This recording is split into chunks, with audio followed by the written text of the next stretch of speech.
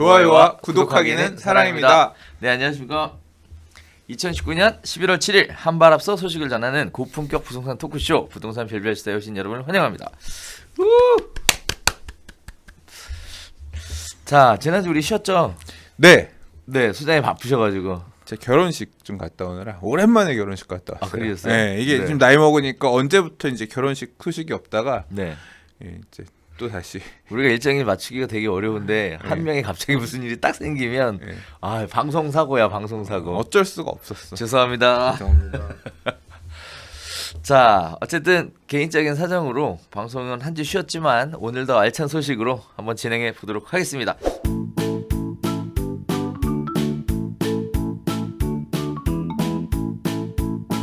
자, 첫 번째 소식부터 네. 진행해 보도록 할게요. 자, 분양가 상한제 11월 6일 날 발표하고 나서부터 형평성 논란으로 시끌시끌 하고 있습니다. 자, 분양가 상한제에 대해서는 뭐 많은 유튜브 매체라든지 저희 방송을 통해서 이미 내용을 알고 계시리라고 생각을 합니다.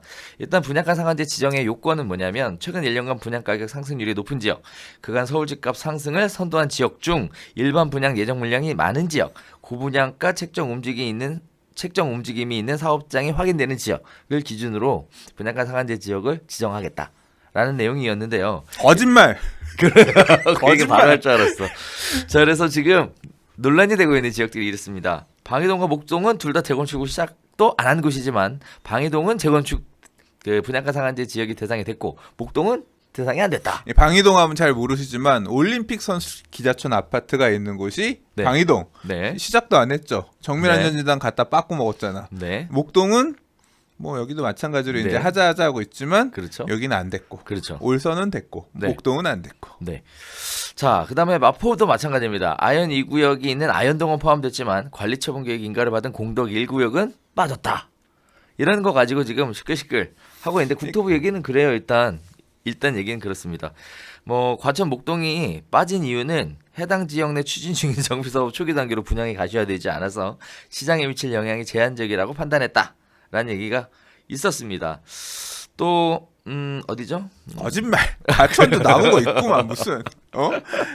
아 요번에 말도 안 되는 거는 압구정. 네. 압구정 시작도 안 했잖아. 여의도도 시작도 안 했죠. 했잖아. 안 했죠. 근데 뭐 다 해놓고 그러니까 말이에요. 과천은 지금 가고 있는 데들 물론 뭐 많이는 안 됐지만 없는 건 아니지. 네. 지금 아현이도 되게 납득이 안 가요. 사실 요번에 지정된 네. 곳들 보면 납득이 안 가는 곳들이 되게 많거든요. 굉장히 많죠. 예, 지금 뭐 아현 2랑 공덕 1도 아현이는 일반 분양이 몇 개 없어요. 잘 아시겠지만 네. 워낙 조합원 수가 많아서 어떻게 하면 청산을 시켜. 사실 조합원 숫자라기보다는 아무튼 이해관계인들이 더 많았잖아요. 그렇죠. 일반 분양 50개밖에 없는데 여기는 지정하고 일반 분양 훨씬 많은 뭐 기사에서는 한 500여 개 정도 얘기하고 있는데 공덕일 재건축 같은 경우는 네. 또 빠지고. 네. 이거는 내가 볼 때는 왜 이랬을까요, 잘 도대체? 몰라.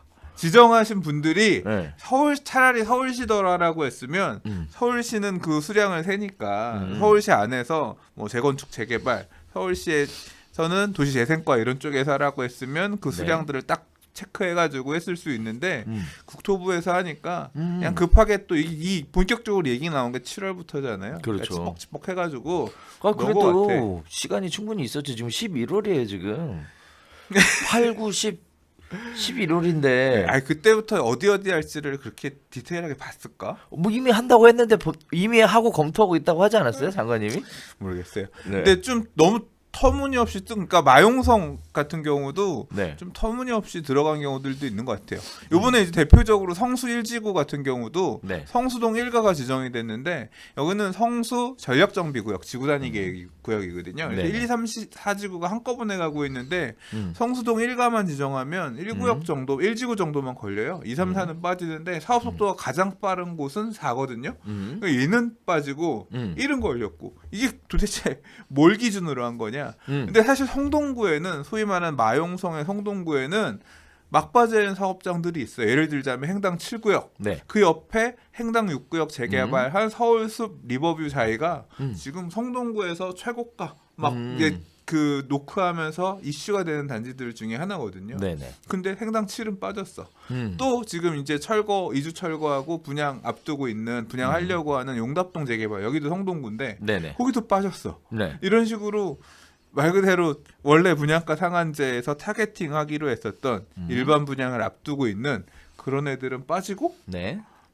전혀 뜬금없이 그러니까 그래서 이거 잘 모르시는 분들이 지정한 거 아닐까 뭐 이제 그런 생각이 좀 아니 그렇게 지정해놓고 검토하시는 분들도 꽤 많이 계셨을 것 같은데 이렇게 검토를 안 하고 굳이 이런 지역들만 꼽아서 얘기하는 이유는 뭘까요? 근데 제가 생각해서는 네. 검토라기보다는 그냥 위에 하시는 분들이 그거 디테일하게 보겠어요.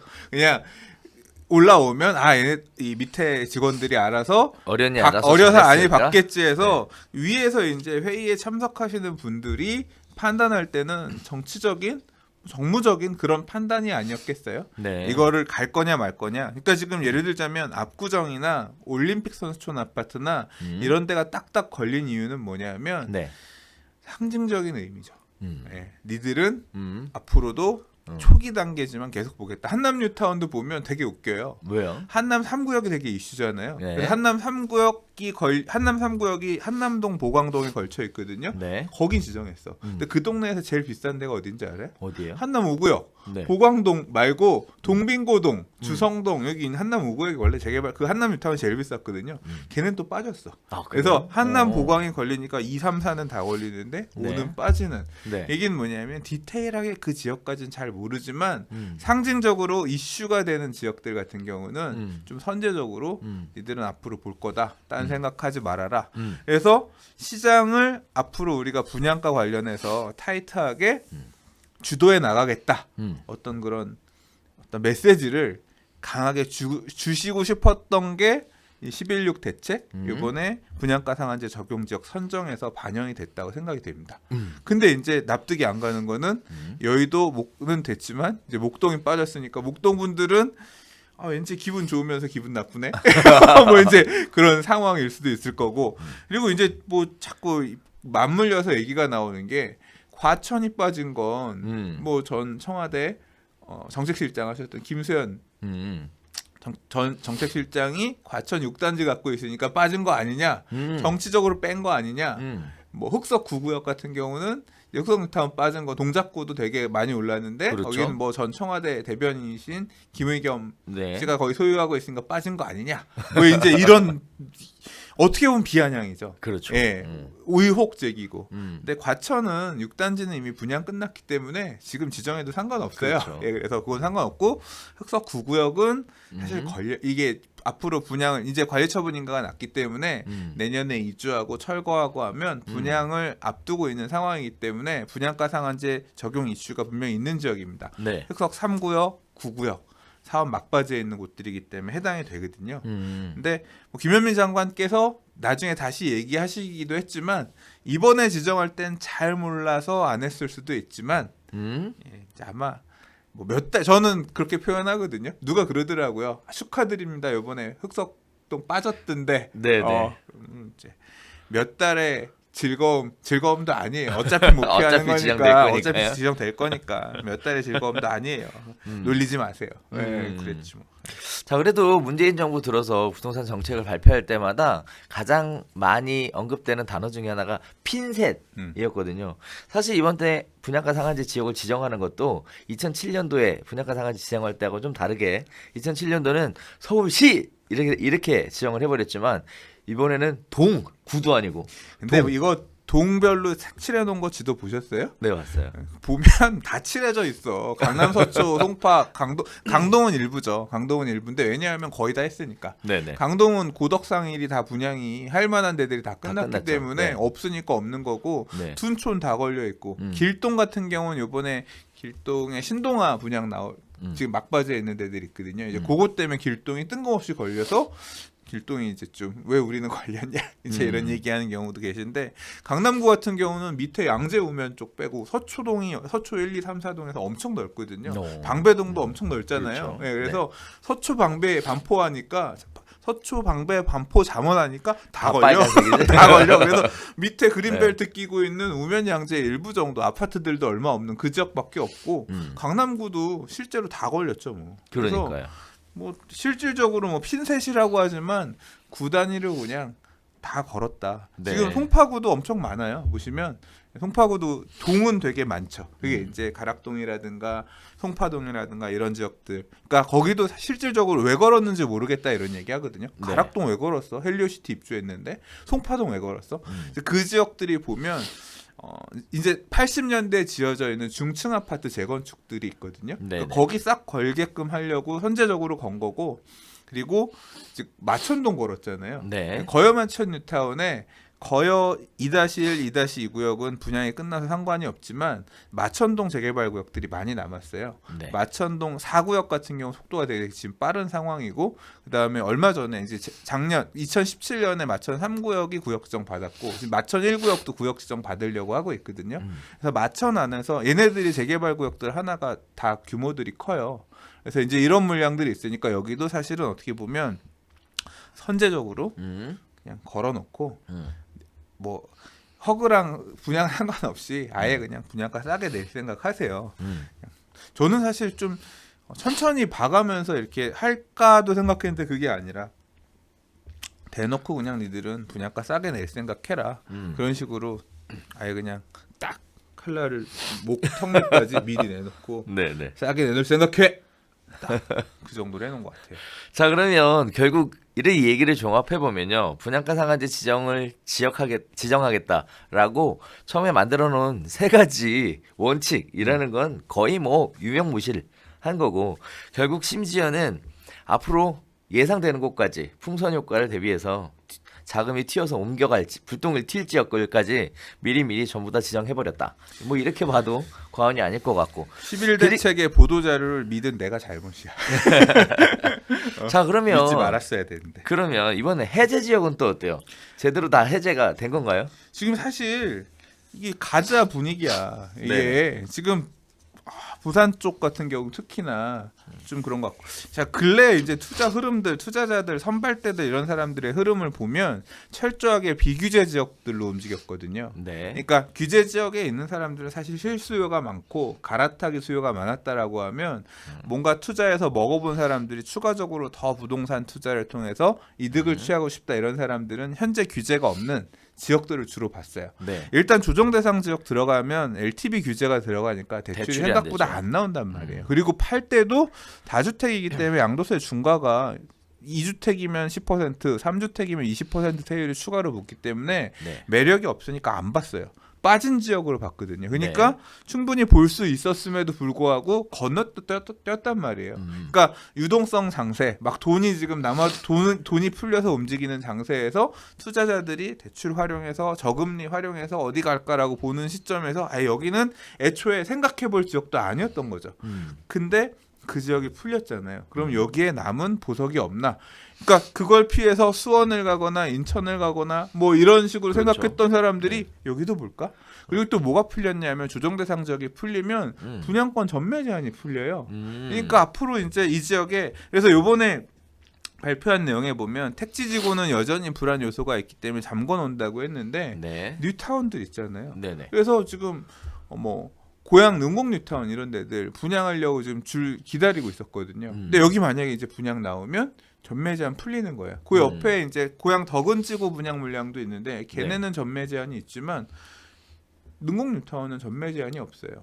뭐 이슈가 없냐? 없지 않죠. 그 옆에 대곡 개발하는 거에서부터 묶여 있으니까 결국 그런 흐름으로 먹을 게 있다고 생각하면 투자자들은 가는 거니까 그렇죠. 그런 풍선 효과가 갈 부분들이 없지 않죠. 그러다 보니까 갖고 있는 사람들 입장에서 어때요? 일단 회피한 거예요. 우리 집값이 오를 수도 있겠구나.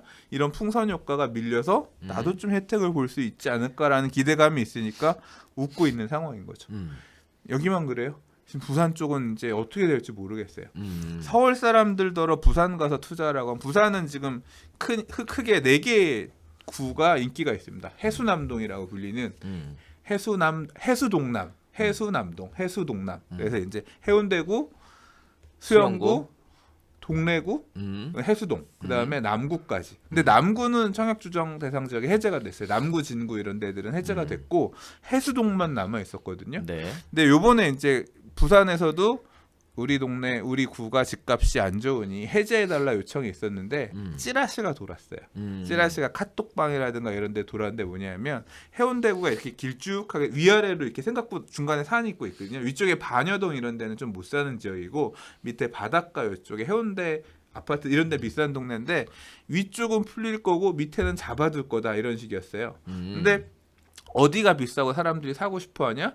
당연히 해운대, 수영구, 남구 이 해변을 따라 있는 이 라인들을 좋아하는데 동래구까지 해서 이런 라인들을 좋아하는데 이 지역들까지도 다 같이 풀어버린 거예요. 그러다 보니까 지금 어떤 상황이 생기느냐? 오늘 전화 왔어요. 서울에 얼마 전에 집한 분인데 네. 지난번에 술 한번 먹었는데 원래 해운대 밀락동 쪽에 있는 무슨 아파트를 보다가 안 사기로 맘먹었다라고 했는데 그분이 전화 왔어. 해운대 사야 될 것 같아. 아, 그래요? 네, 풀려서? 그러니까 해운대는 아니고 네. 이번에 풀린 지역에 분양권 사야겠다고. 분양권 이제 조정 대상 지역이 풀리니까 분양권 전매 제한 규제도 풀릴 거 아니에요. 그렇죠. 그러니까 서울 돈이 딱 이게 그거예요. 서울 수도권 돈이 이제까지는 수도권의 비규제 지역들을 보다가 점프해서 부산의 메인으로 가자.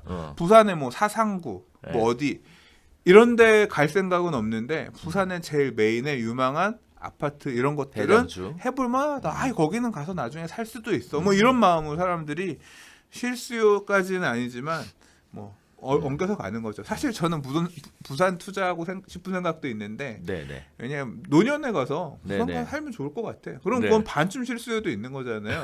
반쯤. 그러니까 그런 식의 이게 지금 이게 바로 보여요. 당장 바로 딱 보이는 것 같아요. 그래서 당장 이게 제 녹화는 지금 11월 7일 날 하고 있지만 8일 날, 6일 날 발표했고 8일 기준으로 풀린다 그랬거든요. 이게 풀리고 나면 지금 그러니까 돈이 많이 풀리고 있는 상황이에요. 유동성 장세라고 하는 게 그렇죠. 지금 정부가 돈을 풀고 있잖아요. 그렇죠. 예, 경제 살리려고. 경제 살린다고 직업 늘린다고, 네. 그러니까 이 고용 안정시킨다고 막 일자리 만든다라고 하는 그렇죠. 돈 풀고 그다음에 그 스타트업 뭐 이런 것들 지원하면 돈 막 풀리고 있잖아요. 그렇죠. 이제 그런 상황에서 이런 돈들이 부동산으로 온다는 게 이런 거구나. 이게 어떻게 또 후폭풍이 올까. 예. 아무튼 이게 바람직하다 바람직하지 않다 이런 판단을 하고자 하는 게 아니라요. 지금 당장 영향을 끼치고 있는 것 같아요. 영향을 끼칠 것 같아요. 영향을 끼치게 될 것 같다. 자, 조정 대상 지역 해제 지역에 대해서 국토부의 의견은 그렇습니다. 집값이 떨어지고 있는 지역이니까 해제한 것이다라고 얘기했는데, 제가 또 강 선생님 또 얘기하신 거는 그러함에도 불구하고 특정 지역에 대해서는 그럴 여지가 없는데 해제한 거 아니냐라는. 아니요, 뭐 그렇게 판단하기 되게 어려워요. 그렇게 얘기하기는 왜냐하면 이분들은 해제를 되게 말하는데, 어려워. 그렇지. 왜냐하면 내가 해제해야 된다, 말아야 된다 그런 걸 얘기할 입장은 아닌 거고 그냥 네. 저는 상황을 보는 건데 일단 사람들은 달려가고 있다. 이 얘기보다 조금 하나 또 해야 될 게 뭐냐면 지금 막 침체돼서 죽을 것 같다 이런 상황은 아니었어요. 통계가 나오는 것도 보면 그냥 올해 이렇게 빠졌다 이런 건데. 이 느낌 같은 느낌. 그러니까 현장을 다니는 사람들의 얘기, 그 지역의 특파원, 보는 분들 입장에서는 올 초에 이만큼 빠졌었다라고 하면 사실은 회복했거나 분위기가 나쁘지 않은 형태로 가고 있는 상황이었거든요. 바닥 다지고 이제 올라가고 있는 상황 아니겠느냐 이런 의견들이 있는 시점이었어요. 일부 지역들 같은 경우는 일부 아파트들은 매물이 없다. 이제 그런 얘기가 나오는 상황이었는데 이게 딱 풀어져 버리니까 이제 우리 사도 되는 지역이다. 그런 믿음도 있는 거예요. 이제 막 조정 대상 지역 풀어줬는데 다시 지정한다고 하더라도 바로 지정하겠어? 좀 이따가 지정하겠지. 뭐 당장 이제 김현미 장관님께서 그런 얘기를 했잖아요. 지금 조정 대상 지역 걸려 있는 지역도 해제가 지금 해제된 지역도 만약에 시장이 불안하면 다시 지정할 수도 있다 이런 얘기도 했지만 일단 뭐 바로 그렇게 뭐 내일 모레 내일 풀어주고 내일 모레 다시 지정하고 이건 아닐 거 아니에요. 그러겠죠. 그러니까 사람들이 막 가자를 외치면서 가는 모양새인 것 같아요. 그렇군요. 자, 일단은 국토부에서 분양가 상한제 지정 지역을 발표를 하고 나서 시장의 분위기는 잘했다 잘못했다에 대한 뜨거운 논란들이 이루어지고 있는 상황입니다. 뭐 어찌 됐든 간에 결론은 뭐냐면 뭐 풀어줬는데 다시 문제 생기면 다시 지정하겠다. 문제가 안 될 거라고 생각해서 뺐는데 그런 지역들이 문제가 생기면 다시 지정하겠다라는 게 결론이니까 앞으로 이런 지역들은 추가로 지정될 가능성이 매우 높다라는 관점에서 살펴보시면 될 것 같고 지금 당장 빠졌다고 해서 그게 무조건 막 호재로 적용될 수 있을 것이다라고 하는 건 잠시 결론을 유보하는 게 맞을 것 같습니다. 자, 두 번째 이야기로 가보도록 할게요. 자, 분양가 상한제가 적용이 되면 여러 가지 부작용이 발생할 수 있다라는 부작용 측면에 대한 이야기를 잠시 나눠보도록 할 텐데요. 자, 일단 집값 상승세를 보이는 지역의 오름세를 잡기에는 분양가 상한제만으로는 한계가 있다라는 얘기고요. 두 번째는 이렇게 분양가 상한제를 진행을 합니까? 분양가가 낮아지잖아요. 그래서 청약 쏠림 현상이 발생할 수 있다. 이런 얘기가 있었습니다. 세 번째는 분양가 상한제가 지정이 안 된 지역으로 쏠림 수요자층이 몰려가서 풍선 효과를 만들어낼 수 있다. 이렇게 세 가지 얘기가 있는데요. 아까 우리가 풍선 효과에 관련된 부분은 잠깐 이야기를 나눴던 것 같아요. 근데 제가 개인적으로 볼 때는 이런 생각을 좀 해볼 필요가 있는데 일단 청약 시장 자체가 지금 실수요 위주로 재편되어 가고 있는 건 사실이죠. 자, 청약 시장의 쏠림 현상이라는 게 결국은 청약 시장에 도전하는 사람들이 분양가 상한제 지역으로 더 많이 몰려들 가능성이 높다라는 거하고 풍선 효과에 의한 집가가 상승할 것이다 라는 얘기는 사실상 보면 정반대되는 내용 아닐까라는 생각이 들어요. 청약을 보는 사람이랑 수요층이 다르죠. 그렇죠. 네, 그러니까 미지정으로 가는 사람들은 투자자 이미 청약에선 배제되어 있는 청약으로 집 살 사람들이 아닌 사람들은 네. 이런 식으로 뭐 더 먹을 거 없나라고 해서 해제 지역들 보는 분들은 있을 것 같고요. 네. 그리고 청약시장 쏠림 현상은 이미 있는 것 같아요. 그러니까 자 보세요. 있을 내년 것 같아요. 4월까지 유예 기간을 준댔어요. 그러니까 정확하게 10월 달에 발표하면서 6개월 유예였으니까 10월 말에 바뀌었잖아요. 네. 6개월이니까 내년 4월 말 정도일 텐데 그럼 이제 그 이후부터 효력인데 지금 내가 서울에 이사를 와요. 네. 그냥 월세를 들어와. 음. 한 달에 월세 비용이 150이야. 1년이면 1,800, 2년이면 3,600이네요. 지금 들어와서 내년 그러면 11월 정도 되면 1년 채우죠. 근데 내가 무주택 기간이 긴 40대 중후반에 청약가점 70점 정도 되는 사람이야. 부양가족이랑 해서. 그러면 내가 이제까지 나는 평촌에 살았는데 과천 정도 볼까? 또는 뭐 분당 이런 거 볼까 하다가 분양가 상한제는 내년 4월 이후, 5월 이후잖아요. 그렇죠. 그리고 실제로 걔네가 언제 분양할지는 아직 몰라요. 그런 상황인데 그러면 서울 지금 이사 가야 돼요, 말아야 돼요. 2년치 임대료 150만 원짜리 임대료를 들어가도 3,600이야. 그렇죠. 그 대문 얼마 피가? 어마어마하죠. 10억? 뭐 오늘 네. 기사 보니까 20억? 조합원 분양가부터 싼 일반 분양가? 네. 아니 2년 동안 거주 비용으로 2억을 낸다고 1년 동안 2천만 원을 낸다고 하더라도 평촌되면 10억이면 그렇죠. 뭐하러 평촌에서 내가 그 수도권에 있는 청약서요. 그러니까 내가 가점 높은 사람이면 서울 와서 그냥 월세 살아야 돼요. 그게 맞지 않아요? 서울 거주 1순위 만든 다음에 왜 그래도 당첨이 안 될 가능성이 있잖아요. 아니 그러니까 가점 봐야지. 그 정도 가점 있는 사람들. 네네. 그러니까 오히려 수도권에 있는 고가점자들이 네. 수도권? 부산에 있는 고가점자들이 네. 1년 동안 나 일 안 해도 돼. 내 연봉 얼마 된다고? 들어와서 우리 청약만 바라보면서 오자. 네. 청약 테크족이 이사원 뭐 이런 상황이 생길 수 있지 않을까? 이건 말 그대로 가정이에요. 그러니까 같은 서울 권역 사람이라고 하면 출퇴근 뭐 이런 거 고려하면 올 수도 있겠지만 네. 뭐 자녀 장성하거나 이런 가족들 같은 경우 올 수도 있는 거잖아요. 그러니까 이런 청약 테크들이 없다고 볼 수 없다. 예.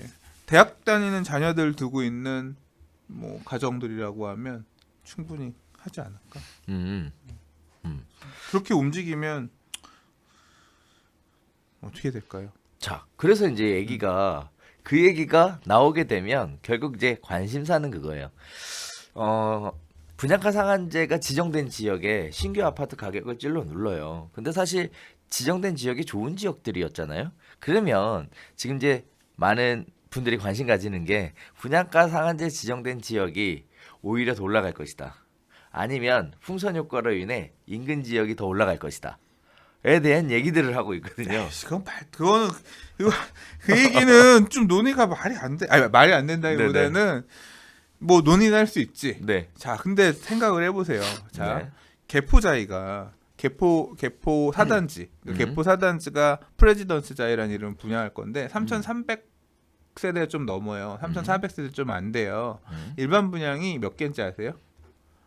많겠죠. 예, 아니에요. 아니에요? 300개가 안 돼요. 아우, 그래요? 275개, 270 몇 개 돼요. 3,000세대인데 음. 일반 분양을 시세가 예를 들어 8,000인데 음. 4,500에 한다고 해봐요. 음. 그럼 조합원이 몇 명이에요? 음. 그 아파트에 2,000 몇백 명이잖아요. 그렇죠. 일반 분양 물량이 270개 나오고 조합원이 2,700개면 예를 들어서 10배 차이 나잖아요. 그렇죠. 조합원 시세 가격 물건들이 있는데 270개 일반 분양 싸게 나온다고 그 아파트가 싸질까요? 안 싸지겠죠. 네. 개포 레미안 블레스티지 DH 잔어일치 갖고 있는 사람이 우리 동네에 반값 아파트 분양이 나오니까 우리 집값이 떨어질 거야 걱정할까요? 안 내려. 그냥 아니죠. 아유, 저거 분양 받는 놈들 로또네. 음. 그렇게 생각하겠죠. 그렇죠. 그런 상황이죠. 음. 실질적으로 대부분의 지금 요번에 지정되어 있는 지역들이 음. 거의 그런 식이에요. 일반 분양이 개수가 많을 것 같지만 생각보다 그렇게 많지는 않아요. 그렇죠. 조합원 입장들에서도 불쾌한 건 그런 거예요.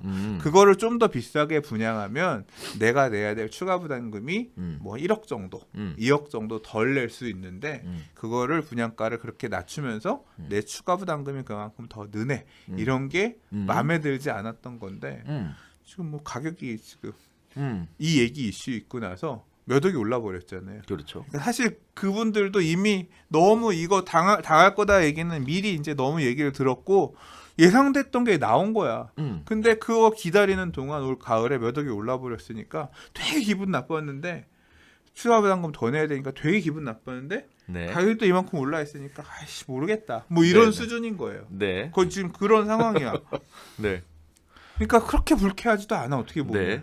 아니 그래 그렇게 얘기할 수도 있지. 지금 여기서 얘기하는 논점은 그거예요. 청약 쏠림 현상이 생기겠죠 당연히. 분양가 상한제에 지정된 지역의 분양 가격이 워낙에 낮으니까. 근데 분양이 또 안 될 거잖아요 당첨이. 그러면 이제 이 사람들이 외곽으로 가서 뭔가 도전을 하거나 사거나 할 것이냐, 아니면 분양가 상한제가 지정된 지역으로 들어갈 것이냐, 지역으로 매수를 해서 들어갈 것이냐. 근데 고가점 통장 갖고 있는 사람은 그렇게 가기는 되게 아니 가점이 안 되더라도 거기 가고 싶어요. 본 쉽게 포기하지 못하지. 내가 청약가점 70점인데 예를 들어서 네네. 60 몇 점인데 그 통장을 버리고 그걸 매수로 간다? 음. 매수는 싸게 살 수 없잖아요. 아니 이렇게 생각하면 쉬워요. 제가 예를 좀 잘 못 드는데 저도 개인적으로는 사실 이 논리에 굉장히 관심이 가는 이유가, 예를 들어 지금 얘기했던 개포자이가 300세대 일반 분양을 해요. 네. 청약 경쟁률이 100대 1이래. 네. 난리 났어 완전. 네, 완전 노났다. 뭐 어쩌고저쩌고. 그럼 이제 그 지역에 대한 관심이 집중이 조명이 될 거 아니에요. 그러면 난 가점은 안 돼. 그 청약은 못 해. 근데 여기 지역들이 이렇게 많이 몰려가는 거 보니까 괜찮네. 이 지역에 대해서 또 분양 홍보도 하고 할 테니까. 그럼 이쪽으로 그냥 들어가 살까? 하는 수요가 그거는 좀 가격을 오히려 네. 아니 그러니까 물량이 그러니까 워낙 막 없으니까. 로또다 뭐다 이런 소리가 나오면 그 지역이 붕업되는 영향이 있지 않을까 이제 그런 얘기신 그렇죠. 거잖아요. 그리고 또 한편으로 외곽 지역에 대한 거는 두 가지 수요가 동시에 몰려가요. 하나는 뭐냐면 투자 수요가 일단 뭐 풍선 효과로 나온 지역이 비규제 지역이라고 얘기하는 지역이잖아요.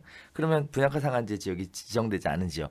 그 결국 풍선 효과로 지정이 되면 풍선 효과가 발생을 하면 일단 투자자들이 글로 갈 것이고, 그 다음에 청약 가점이 약간 모자른 분들이 또 그쪽으로 가겠죠. 그럼 결국은 비규제 그 청약 분양가 상한제가 지정되지 않은 지역은 두 가지 수요가 더 몰리니까 오히려 분양가 상한제 지정이 안 된 지역이 더 오를 것이다. 결국 이 얘기거든. 지금 이 얘기의 사실 제일 재밌는 부분은 분양가 상한제 지정으로 인해 가격이 떨어질 거라고 얘기하는 사람은 아무도 없고 어디가 더 먹을 게 있나 그 논리야? 어디가 더 올라갈 것이냐라는 얘기가 미치겠다. 이게 포인트예요. 이게 미치겠다. 포인트. 네. 자, 많은 분들이 실제 그런 식의 시각과 논리를 가지고 접근을 하는 것 같아서 사실 이걸 쟁점으로 뽑아봤는데 수장님이 방향을 이상한 쪽으로 이해를 하셨어요. 저는 예. 네네네. 아이고 모르겠습니다.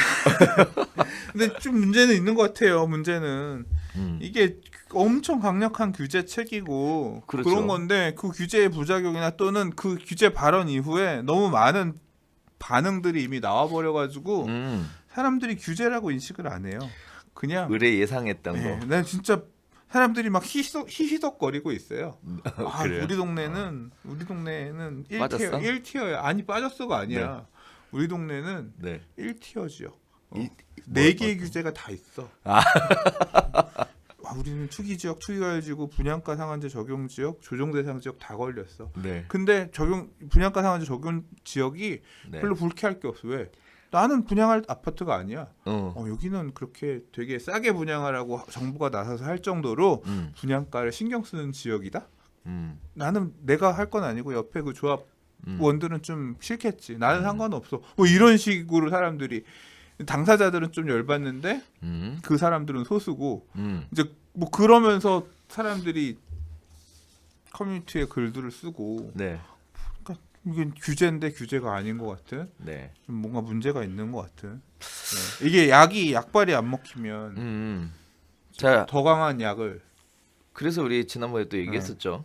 추가 규제에 관련된 얘기를 잠깐 드렸었는데 어쨌든 지금 분양가 상한제 지역을 지정을 하면 부동산 시장이 어느 정도 안정화가 되고 잡힐 것 같다라는 생각들을 일부에서는 했었던 것 같아요. 그러니까 이런 걸 시행을 했겠죠. 그러나 시장의 현재 반응 자체는 오히려 어디가 더 올라갈 것이냐라는 것을 이야기할 정도로 지금 반응 자체는 분양가 상한제 지정에 대해 사실상 어떻게 보면 좀 이미 받아들였거나 또는 지정에 대해서 무시하고 있거나 둘 중에 하나의 반응을 보이고 있다라는 점 안내를 해드리면서 아무튼 앞으로 어느 쪽으로 가게 될지 좀 그렇죠. 지켜봐야 될 것 그 같습니다. 주장하시는 분들이 분양가 거의 그런 식의 데이터들을 많이 내놔요. 분양가 상한제가 적용되고 나서 그 이후에 부동산 가격은 안정화를 띠는 통계가 있었기 때문에 효과가 있을 것이다 이런 얘기예요. 그렇죠. 근데 뭐 앞서서도 많이 얘기했지만 2008년 이후는 분양가 상한제 적용의 하고 영향이라기보다는 상관이 없지. 실질적으로는 해외 금융 위기가 그렇죠. 컸고 분양가 상한제 적용 물량이 나온 적이 없는데 다 비껴서 나왔었는데 2008년, 9년, 10년, 11년 이때의 서울 물량들이 다 분양가 상한제 적용 안 된 물량들이거든요. 그렇죠. 왜냐하면 경기가 안 좋은데 뭐. 아니 피했어. 네. 그 분양가 상한제를 피하기 위해서 2006년, 7년에 사업을 빨리 해가지고 다 피한 단지들이었거든요. 그럼에도 불구하고 가격이 꺾 잡혔던 얘기인데 오히려 이제 그걸 다르게 해석해가지고 이번에도 지금 일단 불법은 했기 아니라고 때문에 우기는 거지, 지금. 몇 년 후에는 네. 잡힐 것이다라고 얘기를 네. 하는데 네. 조금 전 설득력이 떨어진다고 생각해요. 뭐 아무튼 뭐 정부 입장은 충분히 이해가 됩니다. 뭐 경기 살리려고 돈 풀어놨더니 이거 뭐 돈 죄다 부동산으로 쏠려 들어가고 있고 가지 말라고 그렇게 해도 사업하겠다고 나라에서 돈 받아갖고 부동산에다 쏟아붓는 격이니 이거 참 안타까운 마음이 날로 커져갈 것 같은데 아무튼 뭐 지속적으로 뭐 정책은 또 나올 것이고 거기에 따라 또 시장은 또 다시 반응하게 될 것이고 어느 쪽으로 흘러가게 될지는 귀추가 주목되고 있는 상황입니다. 자, 한번 저희 별별수다하고 함께 내용 지켜보시면 상황을 판단하시고 결정하시는 데 도움이 좀 되지 않을까 생각을 해봅니다. 자, 세 번째 이야기 넘어가도록 할게요. 분양가 상한제 지정을 하고 나서부터 이제 강남 지역의 재건축 지역들 고심이 더 깊어졌다라는 얘기입니다. 자, 일단 뭐 여러 가지 얘기들이 있는데요. 문제는 4월 28일까지 입주자 모집 공고를 신청을 하면 분양가 상한제 적용을 받지 않는다라고 지난번에 발표를 해서 풀어줬단 말이에요. 근데 문제는 막상 뚜껑을 열어보니까 그때까지 분양을 할 수 있을까? 입주자 모집 공고를 할 수 있을까?에 대한 회의가 들어갔다는 게 현실적인 분위기입니다. 자, 일단 상한제 회피를 하겠다라고 해도 현실적으로는 굉장히 빠듯한 상황의 이야기가 나오는데요. 이주나 철거를 한 이후에도 착공신고, HUG 분양보증, 관할구청 분양승인 등의 절차가 남아 있어서 사실상 2020년 4월 28일 이전에 입주자 모집 공고 신청이 어려울 것이다 라고 보여지는 것이 전반적인 관측이고요. 특히 HUG 분양보증 강화가 일반 분양가 협의를 해야 되는데 이 부분의 문턱을 넘기가 굉장히 어려울 것이므로 사실상 유예 기간은 줬음에도 불구하고 대부분의 재건축 단지는 혜택을 보기 어렵다라는 얘기. 자, 그다음에 유예 기간 또 주면 되지. 어떻게 줘요? 이미 끝났는데. 아이, 그거 4월 28일까지로 했잖아. 대빠꾸는 진짜 잘한. 말을 번복 안 하려고 지금 아니, 빡빡 우기고 있는데. 아니 네. 지금 애초에 제도 자체가 피했다라고 했던 단지들 네. 공익이 더 크다고 부동산 시장 안정이라는 공익이 더 크다고 해서 네. 대빠꾸 했잖아. 뭐 이거 만약에 이거 되게 빠듯한데 6개월 더 달라 위에 그건 왜 안 돼? 하면 되지. 아, 왜 그래 또. 자, 지금 그래서 뜨거운 감자가 되고 있는 곳이 개포주공 4단지하고요. 강동구 둔촌주공. 뭐 여기 그래요. 두 개는 피할 수 있을 빠져나간다고. 거라고 하는데 피할 수 있을까? 그러게. 그럴 지금 수 일단 있을까? 둔촌주공 같은 경우는 네. 뭐 지금 얘기 나왔던 얘기는 2,600대 얘기 나. 조합원 분양가가 2,700, 800 그 정도 선인 걸로 아는데 네네. 조합원 분양가보다 싸야지 아마 허그가 정하고 있는 고분양가 사업장 관리 기준에 따라 분양가 낼 수 있을 거다 이런 얘기였거든요. 근데 얼마 전에 조합 측에서 이제 대의원 회의에서 정한 금액이 3,550인가 그래요. 그러니까 허그에서 예상하고 있었던 가격보다 한참 높은 거죠. 그건 대략 계산해보면 34평이 12억 정도 되거든요. 아, 그래요. 예, 12억이면 괜찮은 금액이에요. 제가 생각할 때는. 둔주가 12억이면 고덕도 뭐 14억, 15억 실거래가 얘기가 지금 나오고 있는데 근데 허그가 받아들이지 않겠죠. 일단 조합에서는 이 가격으로 조합원들은 4천을 얘기하는데 이 정도가 우리가 낼 수 있는 최대치다. 물론 이 내용 가지고 한번 협의는 해보겠다. 저도 낮아질 것도 감안하고 일단 분양가 상한제 안 가고 협의하려고 하겠죠. 그 카드를 들고. 근데 어떻게 될까요? 봐야 알죠. 조합원들 생각이 어떨지, 허구 생각이 허구 어떨지. 생각이 어떨지 예. 봐야겠지. 해줄까? 네. 허구가 여기서 3천 뭐 2, 300 이런 식으로 해서 물러서 줄까요? 글쎄요. 그러니까 힘들다고 모르는 보이시는데. 거야 나도. 그러니까 이거는 결국 붙어보지 않았고 네. 이거 고분양가 사업장 관리 기준 바꾼 게 6월이에요. 올해 맞아요. 6월 얼마 안 얼마 안 됐어. 됐어. 사실 지금 이 모든 논의의 시작이 그 6월부터예요. 맞아요. 예. 그러니까 지난 몇 년간 너무 분양가 급등했기 때문에 그 기존의 룰에 따라서 분양 보증 잡던 거를 피해서 1년 채우고 기간 채우고 분양가 이렇게 올리는 모습들이 보였기 때문에 아예 더 빡빡하게 바꾼 거거든요. 그렇죠. 그러니까 후분양 외후분양, 중공후분양 뭐 이런 것들 얘기 나오니까 그렇죠. 분양가 상한제가 상한제로 나온 그냥 막아버린 거거든요. 거거든. 그래서 사실 이 얘기를 보면 타임머신으로 시간을 돌려놓은 것 같은 딱 그런 느낌인 거예요. 지금 무슨 얘기가 나오냐면 자 그러면 기간 내에 모집 공고를 하기 어려운 지역은 어떻게 해야 되느냐 이 얘기가 또 나오고 있습니다. 이미 몇 달 전에 뜨겁게 얘기 나왔었던 얘기가 들이받을 준비하고 있지 뭐. 다시 얘기 나오고 있어요. 결국은 내년 4월까지 줬다라고 하지만 4월 네. 안에는 우리는 물리적으로 죽었다 깨도 못해요. 네. 그런 데들이 있어요. 그렇죠. 예, 왜냐하면 지금 조합 임원들 해임돼가지고 조합장 없어서 다음 단계 못 밟고 있는 곳들도 있거든요. 네. 이제 그런 곳들 같은 경우는 어쩔 거야. 예, 문제가 될 수 있어요. 네. 예, 분쟁들 생긴데 뭐 여기 지금 기사에서 언급된 데들은 아니지만 이제 물리적으로 날짜를 맞출 수가 없어서 안 되는 데들 이런 곳들 같은 경우는 걸릴 수밖에 없거든요. 그렇죠. 걸릴 수밖에 수밖에 없죠. 없으면 이 입장에서는 어차피 민간택지 분양가 상한제 받을 거. 그럼 민간택지 분양가 상한제 받을 거면 결국은 토지 공시 가격이 최대한 높을 때 하는 게 좋거든요. 언제 할 거냐 그 시기 제올질하면서 이제 시뮬레이션 해보는 수밖에 없겠죠. 그래서 또 시뮬레이션 해보면 결국 또 이런 얘기죠. 일반 분양 수익이 감소하더라도 사업은 빨리 추진하자. 어차피 적용받을 거니까.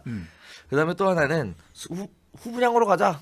후분양으로 가자. 그래서 후분양으로 가면 사업 비용 증가하는 거하고 시뮬레이션 한번 해보자.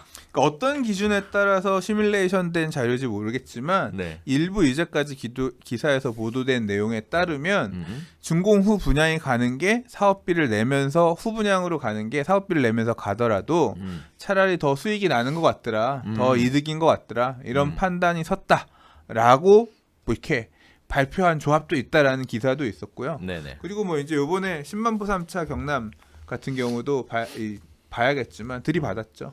일단 관리처분 계획인가를 변경 신청을 했어요. 그냥 우리는 평당 6천으로 통매각 할게요. 라고 해서 일단 조합원들이 95%가 찬성을 했대요. 훨씬 어마어마한 넘게. 동의를 가지고 우리는 헐값 분양 못하겠고 그냥 차라리 임대하는 회사에다가 통매 관리하는 쪽에다가 통매각 하겠다라고 해서 통매각하는 내용으로 해서 관리처분 계획 변경안을 넣었거든요. 음. 구청에서 뭐라 그러겠어요? 당연히 반려죠. 서울시랑 국토부가 안 된다고 유권 해석해줬는데 이거는 정비 계획부터 변경해야지 정비 계획에 그런 내용이 없었기 때문에 반려했더니 무슨 소리야. 행정소송 어차피 니들 안 받아줄 줄 알았어. 법으로 따져보자. 행정소송 이거 3심까지 가겠죠. 간단히 끝날 문제는 아니잖아요. 그렇죠. 그냥 애초에 길게 싸움하겠다고 간 거죠. 그러니까 민간 사업자들이 들이받는 사례들이 한 개가 아니라 2개, 3개, 4개 싸우면서 이렇게 연대하겠죠. 그렇죠. 예, 당장 지금 기사 보면 어제 딱 그 내용 나오고 나서 이제 해당되는 서울에 있는 정비조합들 이제 시위 길로 나간다 하고 있고. 그러니까 그렇게 사고 데모해가지고 결국은 지난번 정책 발표할 때 올해 4월 28일까지로 분양가 상한제 뭐 연기하겠다, 뭐 적용 안 받는 지역으로 하겠다 했는데 결국 타임머신처럼 마치 그 당시의 상황이 똑같이 되풀이되는 듯한 이런 모습들을 보여주고 있는데, 자 한편으로 또 재밌는 얘기가 하나 나왔어요. 분양가 상한제 대상 지역으로 지정되지 않은 곳은 안도에서 한숨을 쉬고 있다? 아니야, 뭘 쉬어. 그러니까 말이에요. 네. 여러분의 운명도 똑같아요. 그리고 심지어 더 재밌는 얘기도 있어요. 재건축 추진 사업이 빨라질 것이다. 자, 우리 타임머신 돌려서 시간을 돌려보시면 현재 상황이 어느 쪽으로 영향을 미칠지에 대한 얘기가 이미 한 6개월 전에 논의가 됐었으니까요. 광시 관련됐었던 영상들 보시면 어떻게 보면 이런 얘기는 소모적이지 않을까라는 한편으로 생각이 듭니다. 아무튼 재건축의 고민들, 재건축 사업 조합들의 고민들 다시 깊어졌습니다. 어쨌든 과거보다 후분양제로 갔을 때 분양가 상한제가 지정이 됐기 때문에 비록 후분양제로 간다고 해서 분양가에 대해서 자유로울 수는 없어요, 이제는. 그래서 과거보다 훨씬 더 안 좋은 요건이 만들어졌다라고 봐도 과언은 아니겠습니다. 지금 조건식이 하나가 바뀌어서 결과값이 어떻게 바뀔지는 각 조합마다 계산기 두들겨 보시고 나름대로 현명한 판단들을 하셔야 될 것 같은데, 어떤 결과들, 어떤 결정들 내리시는지 같이 한번 지켜보시면 좋을 것 같습니다. 자, 이번에 네 번째 이야기입니다. 부동산 양극화의 원인이 뭐냐에 대한 뜨거운 논란이 있습니다. 자, 갈 곳 없는 자금이 고가 아파트에 쏠리게 되면서 상위 20%의 가격 첫 평균이 17억을 돌파했습니다. 반면에 하위 20%의 아파트 가격은 3억 6천만 원으로 오히려 가격이 하락하는 모습을 보여서 가격 차이가 13억 원 정도 벌어졌다라는 얘기인데요. 자, 일단 많은 분들이 얘기하시는 핵심은 뭐냐면 부동산 가격, 특히 아파트 가격의 양극화가 발생한 이유, 그리고 그 양극화가 더 커진 이유는 부동산 정책, 규제가 원인이다 라는 부분에 있어서 접근을 많이 하시는 것 같습니다. 자, 정부의 규제가 원인이 되어서 특정 지역의 집가가 더욱 상승하게 된 것이다, 이렇게 보시는 분들이 또 계시고요. 또 한편으로는 정부가 규제하지 않았다면 특정 지역만 올라가는 게 아니라 다 올라갔을 것이다 라는 측면에서 두 가지 얘기가 공존을 하고 있는데, 일단 개인적으로 소장님 생각은 어떠세요? 잘 모르겠어요. 잘 몰라요? 네, 규제가 네. 규제 오히려 없어요. 더 그러니까 사실 이번 텀에서의 어떤 좀 유독 더 도드라지는 특징이 뭐냐면 신축에 대한 강세가 유난히 컸고요. 그다음에 인기 지역에 대한 관심이 되게 높았죠. 네, 그리고 신축에 대한 강세가 진짜 또 컸던 것 같아요. 그리고 지난 텀, 그러니까 2000년대 중반 같은 경우는 강남, 미강남 또는 그 시절에 인기 있었던 지역은 아파트로 이렇게 잘 정비되어 있는 신도시 뭐 네. 이런 쪽이 인기가 있었다라고 하면 이번 네. 텀에서는 서울 그 지역에서도 강북의 뭐 대장 이제 그 내용도 이렇게 대체했다, 이런 차이가 있는데 그런데 일단은 그 개 중에서도 네. 신축에 대한 어떤 관심이 더 커진 것 같고 그래서 이번 상승에서 많이 오른 애들도 그쪽이 더 많이 오르고 덜 오른 애들은 뭐 그때도 양극화는 있긴 있었지만 조금 더 가파라진 모습인 것 같아요. 저는 개인적으로 이 부분에 있어서 과거의 부동산 시장의 흐름에 대한 학습 효과가 결국은 인기 지역을 더 인기 있게 만들어줬고 아닌 지역을 조금 더 덜 인기 있게 만들어주지 않았나라는 생각을 좀 하거든요. 그리고 과거에 우리가 2008년부터 2012년 하반기까지 가격 하락기, 뭐 부동산 시장이 굉장히 얼어붙은 시절에 뭐 강남 아파트는 얼마나 빠졌고 강북의 아파트는 또 얼마나 빠졌고 형태로 많이들 비교를 했었죠. 그러면서 나와진 결과가 가격 탄력성이 사실상 강남의 아파트가 커 보이지만 많이 빠졌다고 해도 전체 가격의 몇 %인 거고 가격으로는 많이 떨어졌어도 그걸 다시 상승을 할 때는 가격도 많이 올라가고 비율도 많이 올라가는 이런 모습들을 보여줬다. 따라서 부동산을 투자를 하려면 또는 내 집 마련을 하려면 부동산을 똘똘한 한 채로 소유하려면 결국 그래서 강남으로 가야 된다라는 측면이 강화가 되면서 이렇게 강남 지역이 더 도드라지게 올라가지 않았나라는 생각도 좀 하게 되는데요. 일단 재밌는 논점은 그렇습니다. 정부의 규제에 의해 이렇게 양극화가 더 심해지는 부작용이 만들어졌다면 과연 정부는 꼭 굳이 이렇게 규제를 했어야 했을까? 그러니까 그 얘기가 얼마 전에 이제 조선일보에서 내년도 부동산 시장 전망 네네. 하면서 오를 거냐 떨어질 거냐 이제 10명의 전문가분들한테 물어봤는데 네. 8명은 내년에 더 오를 것 같다. 2명은 네. 아니다. 근데 지금 시장이 과열이냐 과열 아니냐일 땐 6명이 과열이다. 4명은 과열이 아니다 그랬거든요. 과열인데도 오를 거라고 보는 분들이 있는 상황이에요. 근데 이제 왜 이렇게 과열됐고 시장이 이렇게 가격이 비싸냐. 이제 이 측면에서 심경 교수님이 해주신 말이 기억이 나요.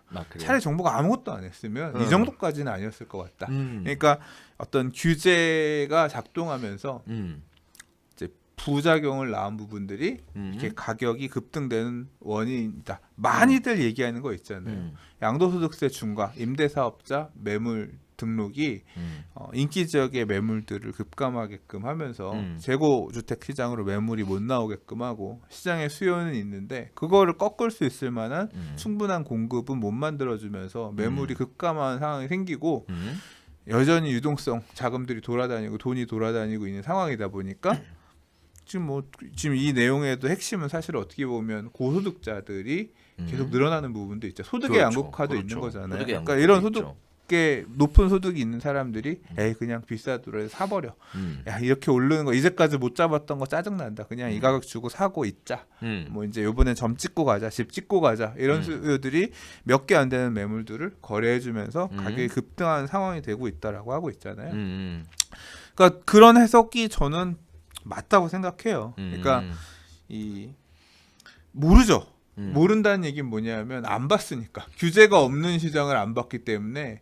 근데 규제가 좀 과도한 과열, 이 비정상적인 급등을 어느 정도 일조했다. 근데 이건 진짜 위치에 있는 사람마다 생각이 너무 달라. 오늘 김수현 전 청와대 이 정책실장님의 인터뷰가 한경에 실렸어요. 아 그래요? 아니 한경이 아니라 경향신문에 실렸어요.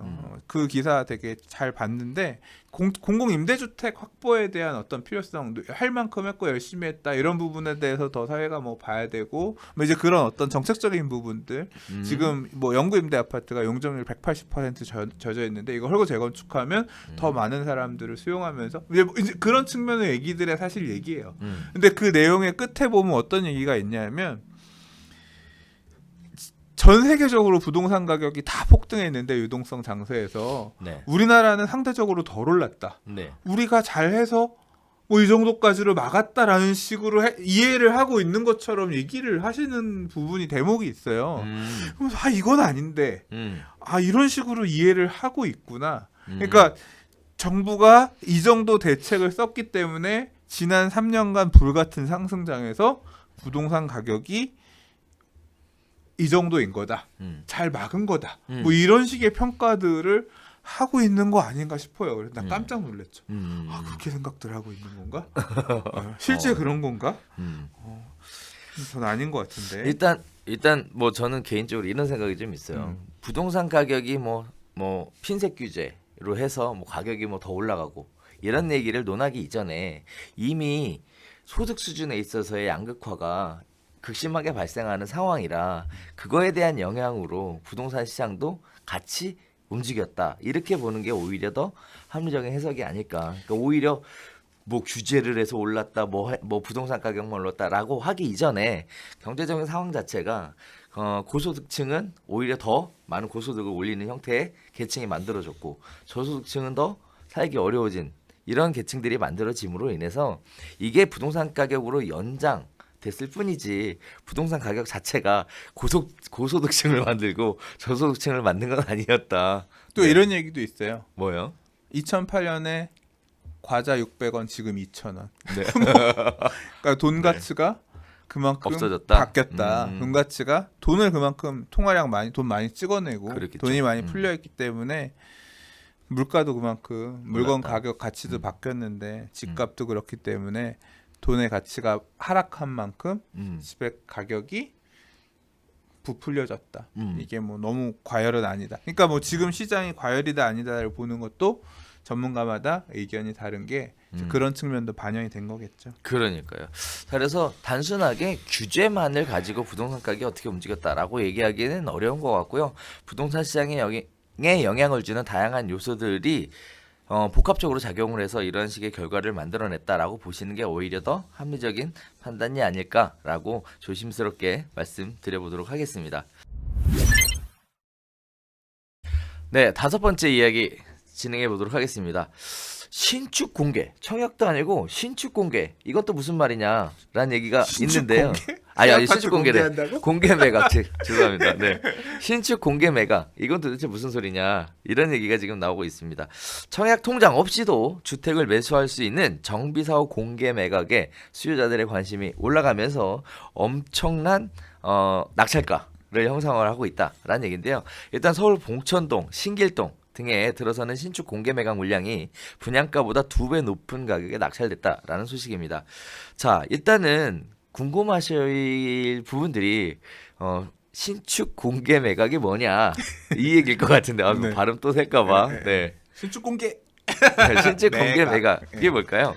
그러니까 이게 옛날이랑은 확실히 이게 정보가 많이 빨라졌고 사람들도 똑똑해졌고 언론에 나오는 기사도 다양해졌어요. 옛날에는 보류지 몰랐거든요. 몰랐죠. 예, 몰랐어. 그래서 아는 사람들만 알고 네. 그래서 보류지 물량들이 동네 이제 부동산 가면 이렇게 조합해서 부동산에다 팔아달라고 해서 보류지 물량들 나오고 네. 조합원들도 보류지가 있는지 없는지 잘 몰라. 그래서 그렇죠. 뭐 관리처분 계획 하고 나서 추가 부담금 나오면 그 돈만 납부하고 나중에 입주하면 되지 뭐 이런 식이었다라고 하면 지금은 이제 다 알아. 조합원들도 알고 일반인들도 네. 다 알아. 네. 이 재개발 재건축 사업에서 혹시 몰라서 나중에 소송 등으로 분양을 줘야 되는 어떤 그런 청산된 사람들 물량으로 이렇게 빼놓은 물량들. 그렇죠. 이게 이제 맞아요. 보류지인데 얼마나 빼놓은 거죠? 보통 이제 1% 정도를 빼놓도록 하고 있고 네. 그다음에 뭐 소송이라든가 이 할 수 있는 물건 개수, 그러니까 분쟁이 있는 개수가 많으면 원래 받아야 될 사람들이 예. 못 받아서 그 소송을 물량까지도 통해 다시 받게 되면 그 사람들을 주려고. 그 물량까지 더 많이 잡아놓는 경우도 있어요. 근데 보통은 한 1% 잡아놓는데 네. 이 물건들은 입주할 때 보통 감정평가해서 그냥 감정평가 가격 수준이면 그렇게 매각들 그래서 네. 가서 잘 얘기하면 살 수 있는 기회들이 있고 해가지고 이게 입주하는 시점에 가서 이제 그 아파트 조합원 거 말고 또는 일반 분양 전매 안 될 때 이런 물건들이 되게 꿀 같은 물건이기도 했거든요. 근데 바뀌기 시작했죠. 어떻게? 다 아니까 그렇죠. 조합원들 입장에서는 왜 그걸 싸게 팔아요? 그렇죠. 비싸게 그걸 팔아야지. 비싸게 팔면 팔수록 조합원들한테는 내야 될 추가 부담금이 줄어드는 거잖아요. 네. 그래서 이것들을 공개 매각하기 시작했죠. 마치 경매처럼 우리가 보류지 남은 물량이 이게 있는데 감정 평가를 해보니까 이 정도 가격이 되더라.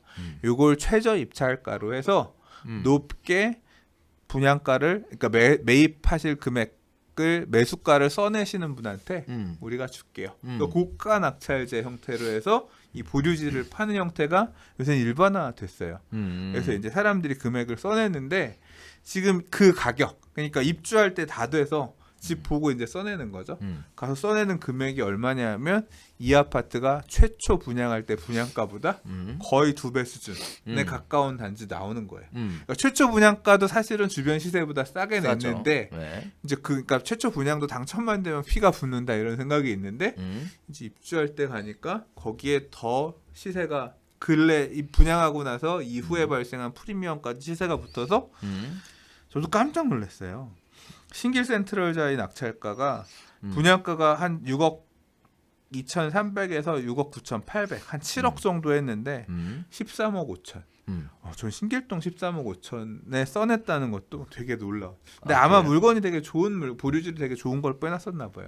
이것도 그렇고 이 편한 세상 보람의 2차도 뭐 5억 5천 분양했던 게 9억 5천. 그러니까 기본적으로 뭐 4, 5억, 5, 그렇죠. 6억 정도는 다 붙은 가격에 사람들이 와서 네. 턱턱 그냥 결국 이걸 매각하는 거 조합원 물건도 살 수 있을 상황인데 조합원 거 안 사고 이 가격에 입찰을 했다는 얘기는 그 시세 정도를 매수자들이 인정하겠다는 뜻인 거잖아요.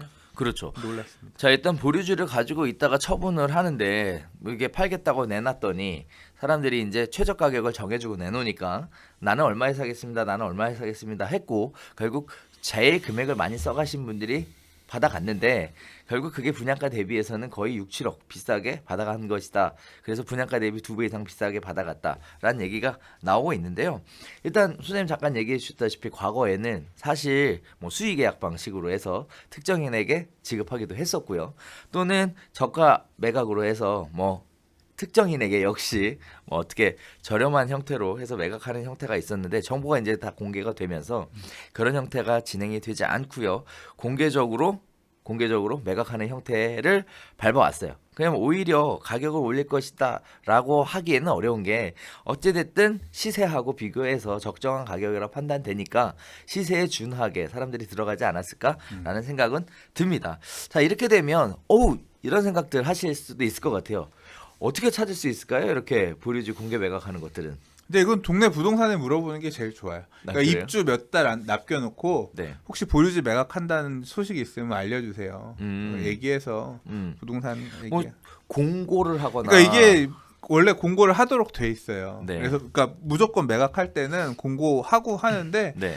그냥 알 수 없는 신문 언론사 여기다 조그맣게 이렇게 내고 말거든. 그래서 맞아요. 그거 찾아서는 못 봐. 그래서 맞아요. 제일 좋은 거는 이 조합이나 아니면 동네 부동산 그리고 연락 안 왔다라고 해서 잊어먹고 있으면 안 되고 맨날 물어봐야 돼. 선생님 거기 안 해요? 언제 안 해요? 맞아. 언제 할지 모르니까. 언제 할지 모르니까. 그래서 입주 몇 달 앞둔 상태에서 적어도 뭐 한 3개월에서 6개월 정도 그 정도 둔 상태에서부터 미리미리 좀 체크해 놓으면 그러니까 반대로 지금 입주 6개월 둔 아파트들 리스팅 하셔가지고 전화해서 물어보세요. 그 동네 부동산에다가 사장님 저 이거 받으면 제가 사장님 부동산 통해서 전세 놓을게요. 또는 뭐 이 보통 이제 잘 해가지고 컨설팅해서 뭐 수수료를 조금 받으려고 하는 분들도 계시고 그렇죠. 저는 제 친구 이거 보류지 받아줬어요. 아, 그랬어요. 네. 오. 그래서 이렇게 많이 먹었어요. 그래요? 네, 마포리버파크 받아줬거든요. 가서 야 이거 해라. 7억, 6억 9천 얼마였나? 마포리버파크가 와 지금 15억? 아 진짜 어마어마해. 그 친구가 밥 만나면 지금도 맨날 밥 사요. 사야죠. 그래서 죽을 때까지 사야겠네. 네. 자, 그러면 사실 또 한편으로는 네. 불만을 가지시는 분도 있을 것 같아요. 왜 그러냐면 불법 과거에 지금 사실 이런 것과 관련된 유사한 내용들이 정책적으로 담아져서 대책 발표할 때 끼워서 발표됐던 것들이 있었습니다. 그 중에 하나가 뭐냐면 불법 전매하다가 걸린 거를 분양계약을 취소시켜버리겠다라는 부분이 있었어요. 자, 그다음에 미계약분이 발생한 부분에 대해서는 뭐 다른 방법으로 분양하겠다. 뭐 이런 식의 얘기들이 있었습니다. 근데 결론은 뭐였냐면 다시 일반 분양의 절차를 거쳐서 입주자 모집 공고를 하겠다라는 게 대책을 발표했는데 왜 보류지는 입주자 모집 공고를 안 하고 이렇게 매각을 하게 될까요? 법에서 정해있으니까. 그러니까 아까 얘기하는 그게 조금 다른 게 뭐냐면 보류지는 이런 물량을 애초에 빼놓은 거라서 이거고 이제 그거를 제외한 나머지는 일반 분양을 하도록 한 건데 보류지도 그럼 나중에 일반 분양해야 되는 거 아니냐? 보류지는 개수 이상 일정 개수 이상이면 일반 분양 해야 될 거예요. 보류지도. 보류지도. 예. 그러니까 옛날에 보류지도 그래서 이 보류지 물량 많은 데 같은 경우는 네. 입주할 때 가서 이런 식으로 수의계약 또는 뭐 입찰해서 안 하고요. 네. 똑같이 입주자 모집 공고 내고 분양했었어요. 그렇게 한 단지들이 있어요. 아, 세대수의 기준이 있을 것이다. 아마 이게 아마도 그러니까 일반 분양할 우리도 수 안 있는 찾아봐서. 물건의 개수가 제가 알기로는 그거예요. 일정 개수 이상이면 주택법에 따라서 무조건 분양으로 해야 돼요. 근데 그 개수가 안 되니까 그렇게 하는 거예요. 맞을 겁니다. 자, 또 한편으로는 이런 얘기도 있을 수 있을 것 같아요. 임대 아파트로 전환하면 어떻겠냐? 라는 얘기도 있을 것 같은데 이걸요? 이건 어떻게 생각하세요? 임대를 왜 바꿔? 임대 아파트로 뺏어가는 거지. 보유지를 갖고 있던 주택은 매각할 수 없고 임대 아파트로 넘겨야 된다. 누구한테? 그거 있잖아요. 아파트마다 다 임대 아파트. 아니 그거는 임대 아파트 물량은 법에서 정해놓 있는 정하고 있는 그 수량만 임대로 보내면 되는 건데 뭐하러 그걸 더 줘? 임대 아파트 헐값에 사가는데 나라 국가에서. 아니 그러니까 내 얘기는 그런 얘기가 아니라 나라에서 이런 부분들이 지금 계속 이슈가 될 수도 아이씨 있으니 강도야 맨날 왜 자꾸 이상한 식으로 얘기를 왜 끌어가. 그렇게 생각할 수도 있지. 보류지는 원래 네. 조합원들이 갖거나 네. 일반 분양하거나 해야 됐었던 그 물량인데 조합원의 재산인데 그걸 왜 국가가 강탈해가? 법에서 정한 개수만 딱 뭐 임대 아파트를 정한 취지 자체도 강탈이지 뭐 따지고 보면. 임대 아파트 재개발 구역 안에서의 임대 아파트는 네. 그 재개발 구역에 살던 세입자들을 보호하기 위해서 수량들을 일정 퍼센트 정해놔서 시기에 따라 많이 짓기도 하고 적게 짓기도 하고 이제 그런 목적으로 짓는 거고 재건축에서의 임대 아파트는 원래 안 지어도 되지만 용적률 더 주면서 예, 그 동네에도 임대 아파트 공급이 필요하니까 용적률 상승분 나눠 먹자 그런 개념으로 이명박 대통령 시절에 도입한 거고 뭐 그런 거잖아요. 예. 그냥 그건데 이거는 뺏어간다 뭐 만들 수는 있겠죠. 보류지는 남는 건 무조건 국가가 뭐 무슨 감정평가 금액으로 사간다 뭐 할 수도 있겠지. 깡패야. 자꾸 사실 이런 얘기하지 마.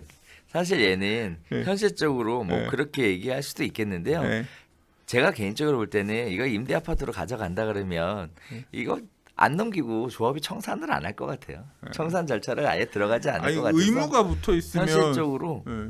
아니 뭐 언제 해야 된다라고 할 수는 없잖아요. 에이, 그것도 소송도 계속 진행 중이고 다 강제하겠지. 모두 계속 하고 청산금 뭐 추가 부담금 정산 뭐 해가지고 엄청나게 사업이 길어져서 사실 청산 안 하잖아 청산들. 네. 그런데 이런 문제까지 겹치게 되면 조합 청산 아예 안 하는 거지 뭐 하지 말라고 얘기하는 거니까. 네. 강제할 수는 없지 않을까라는 생각이 좀 듭니다. 그래서 법으로 제도를 해서 만들어서 뭐 어느 시점까지 뭐 어떻게 어쩌고 이렇게 하기에 현실적으로 접근하기에는 좀 어려운 부분들이 있어요. 약간 첨언할 게 뭐냐면 음. 보류지는 이렇게 미리 빼놓은 물량들 보류지 나오는 거고요. 아까 얘기 잠깐 중간에 꼈었는데 네. 당첨된 사람이 부적격 그러니까 부적격. 부적격이 맞다, 아니라 맞다. 당첨된 사람 취소된 물건이 있어요. 음. 부정 당첨된 사람이다라고 해서 음. 나중에 환수한 물량들이 있거든요. 네. 이거는 보류지를 못 팔아요. 음. 왜냐하면 이거는 보류지 물량으로 빼놓은 게 아니라 일반 분양 당첨자가 있는데 얘가 부적격인 거잖아요. 그러니까 이거는 원래 일반 분양 몫으로 갔어야 되는 거예요. 그래서 그래서- 조합이 이걸 비싸게 팔아서 먹으면 안 된다는 거죠. 그래서 이 물량은 따로 빼놨다가 다시 분양할 수 있게끔. 그래서 그 다시 분양하는 거는 이제 또 공공에서 관리하는 것 같더라고요. 그래서 청약이 주택 공급에 관한 규칙에 보면 그런 부적격 물량들은 다른 방식으로 처리하게끔 이렇게 정해져 있습니다. 그렇군요. 자, 다시 원점으로 쭉 돌아가서 결론은 그렇습니다. 이와 같이 신축 공개 매각이라는 절차를 통해서 분양하는 매각하는 이런 아파트가 있으니까 이런 아파트들에 관심이 있으신 분들은 잘 레이더를 세워놓고 인근의 중개업소에 언제 하느냐 잘 물어보시다가 좋은 기회에 좋은 아파트를 가져가시는 것도 하나의 틈새 시장의 방법이다. 방법인데 이렇게 비싸게 써서 넣어야 되는 거면 네. 방법인지도 모르겠다. 여섯 번째 이야기 들어가 보도록 하겠습니다. 자, 저금리 상황이다, 유동성 장세다라는 얘기가 지금 굉장히 많이 퍼져 있는 상황인데 오피스텔 시장은 오히려 찬바람이 불고 있다라는 내용을 가지고 진행을 한번 해보겠는데요. 수익형 부동산의 인기가 예상과 빗나가서 임대 수익률이 3% 이하로 떨어져 가고 있는 이런 모습들 보여주고 있습니다. 뭐 여러 가지 얘기들을 하고 있지만 일단 공급 과잉, 그 다음에 과태료 인상에 대한 부담 등이 그 원인이다라고 얘기를 하고 있는데 또 한편에서는 다른 쪽의 얘기도 나오고 있어요. 전세보증금이 워낙에 전세보증금 대출이 워낙에 싸니까 월세로 사는 게 아니라 전세로 살려고 하는 수요자가 많아서 오히려 전세 가격은 많이 올라가는데 오히려 월세로 사는 사람은 줄어들어서 임대 수익률은 오히려 더 떨어져가는 이런 모습들을 보여주고 있다. 라는 얘기들을 많이 하고 계시거든요. 임대인 입장에서도 버틸만해. 왜냐하면 지금 이게 월세 받는 임대인들이 그렇거든요. 옛날에 그러니까 제가 부동산 처음 보던 시절에 2000년대 초중반에는 일부란 말이 있었어요. 일부? 일부. 아, 일부. 그러니까 뭐냐면 네. 1000만 원이면 월 10만 원인 거예요. 맞아요. 예, 전세 있었죠. 6천이면 월세 50, 60 그럼. 이 정도 선이었거든요. 그게 되게 익숙하던 시절이 있었는데 있었죠. 지금 전세 6천이면 월세 60이에요. 그러면 미쳤어요?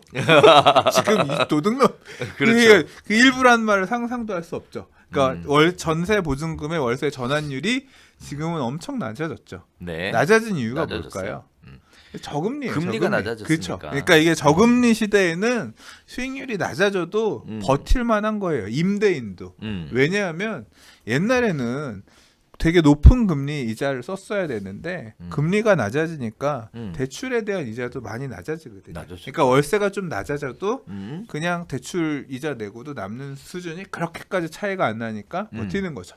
그리고 말씀하셨던 것처럼 중복해서 옛날엔 그러니까 월세 사는 사람이 전세 살고 싶죠. 왜?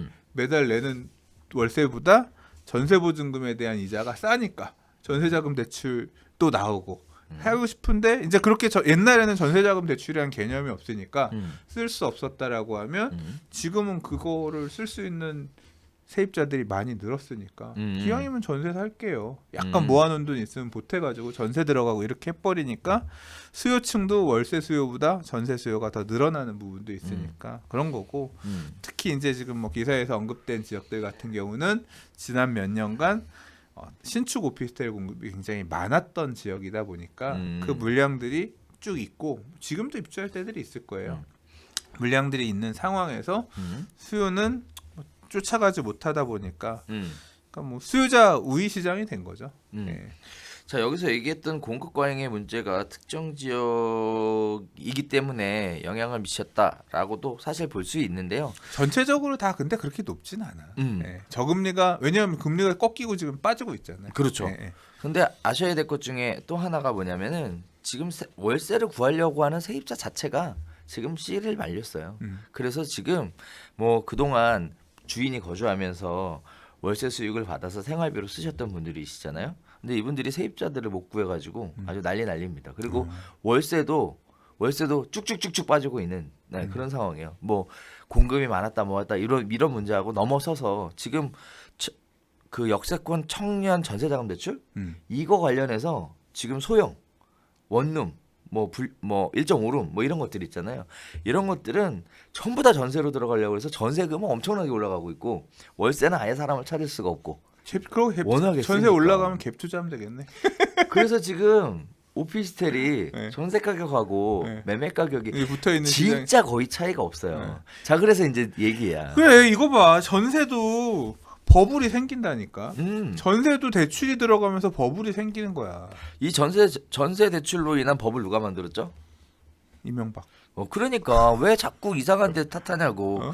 전세 자금 대출 이렇게 팍팍 풀어주시고 그 다음에 청년 역세권 물론 청년들 월세 많이 내면 힘들어요 사는 거 충분히 이해합니다. 그래서 특정 계층을 보호해주겠다 이건 좋은데 무조건적인 전세를 다 대출을 해주는 이런 상품을 도입시켜 놓고 같은 기사인데 버블이- 관점이 달라. 보는 관점이. 버블이 끼게 해주는. 근데 중개업자 입장에서는 좋은 거 아니야? 왜요? 전세가 수수료 훨씬 많이 나오잖아. 똑같아. 뭐 똑같아? 그런 거 없어요. 일단은 우리가 걱정하는 건 그거예요 사실. 버블이 꺼질까봐. 아니 그러면 우리가 가격 끌어올렸다고 하니까. 우리가 짜증나는 건 내가 제가 그거예요. 말씀드릴게요. 중개업자는 뭘 해도 욕 먹어. 그러니까 왜냐하면 에이 중개업하지 말아야겠다. 풀타임 오면 네.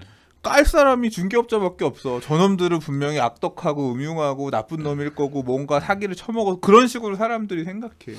그 지난번에 얘기했던 것처럼 뭐가 문제가 생기잖아요. 책임질 사람이 있어야 되잖아. 이게 제일 만만해. 제일 만만해. 제일 그래서 만만해. 맨날 뭐 안타까워. 얘기하고 있는데 자 그래서 말인데요. 이제 새로운 쟁점이 떠오르고 있습니다. 이렇게 해서 월세를 받아서 소득을 만들어서 생활을 하고자 하는 어떻게 보면 퇴직하신 분들 은퇴 자금으로 활용하시려고 하시는 분들이 굉장히 많이 계시고요. 또 앞으로도 많이 늘어나게 될 것 같은데 이제 고령화 사회 접어들고 또 퇴직 연령 짧아지고 뭐 여러 가지 이유들이 있겠죠. 자 그러면 그런 분들이 과연 이런 오피스텔을 분양받아서 임대 수익으로 살 수 있을까요? 도전을 해봐도 될까요? 아니면 저는 고민을 해봐야 될 문제인 것 같아요. 아니면 오피스텔 시장 끝이고 음. 이렇게 원룸 같은 거 임대 수익 받아갖고 사는 건 안 되니까 아예 이런 분양을 받으면 안 될까요? 저는 된다고 생각해요. 받아도 여전히 된다. 시장이 있고 계속 있을 거라고 생각하는데 어떻게 하면 효율적으로 이거를 뺑뺑이를 돌릴 수 있을까에 대해서는 좀 저도 공부해보고 연구를 해봐야 될 것 같아요. 지금 오피스텔 시장이 이렇게 인기가 없는 이유, 뭐 인기가 없다기보다는 주목받지 못한 이유는 뭐냐면 지금 불같은 아파트, 주택 시장 상승장이기 때문에 그래요. 수익률 4% 5% 나온다고 가서 살 것 같아요. 안 사요. 왜냐면 막 지금 가격들이 폭등하고 있는 이런 아파트라든가 주택 시장의 불같은 이런 모습을 보기 때문에 상대적으로 이 수익률이 별로 이렇게 크게 눈에 들어오지 않는 시기이기 때문에 그래요. 근데 기존의 주택 시장이 정체되고 안 오르기 시작하면 이제 그때부터는 다시 과거에도 그랬잖아요. 2007, 8, 9, 10년 2007, 8, 9년에 불같은 상승장 이후에 앞으로 부동산 시장 끝났어라고 할 때 그때부터 사람들은 이런 임대 수익을 넣을 수 있는 어떤 이 오피스텔 임대 수익이 많지 않아도 안정적으로 꾸준히 나올 수만 있다라고 하면 관심 갖고 사야지 수요들이 그때 들어오면서 돌아갔거든요. 그래서 앞으로 부동산 상승장이 끝나면 이런 수익형 부동산 시장에 대한 관심은 다시 높아지는 시기가 올 거라고 생각해요. 네. 뭐 아까 기사에서 잠깐 얘기하셨지만 주택임대사업자에 대한 어떤 과도한 규제가 매수를 주저하게 되는 원인이기도 하다. 그렇죠. 그 부분도 있죠. 근데 그렇죠. 주택임대사업자 왜 내요? 왜 내냐면 이 주택임대 사업자 때문에 다주택 중과 세제 뭐 이런 것들 피하기 위해서 내잖아요. 시장이 안정화되면 그런 규제도 풀리고 임대 사업자를 내야 될 필요도 사실 사라지거든요. 그렇잖아요. 예. 뭐 그런 시대가 오면 또 그냥 다주택이면서도 임대 사업자 안 내면서도 뭐 갈 수 있는 그런 시절이 올 수도 있잖아요. 그러니까 그런 정책에 따른 변화에 따라서 다시 주목받을 수 있는 시기가 올 수도 있을 것 같긴 한데 근데 이제 조금 고민해봐야 될 문제는 뭐냐면 제가 90년대 후반, 2000년대 초반, 그러니까 2000년대 초중반에 오피스텔 공급이 되게 많이 됐어요.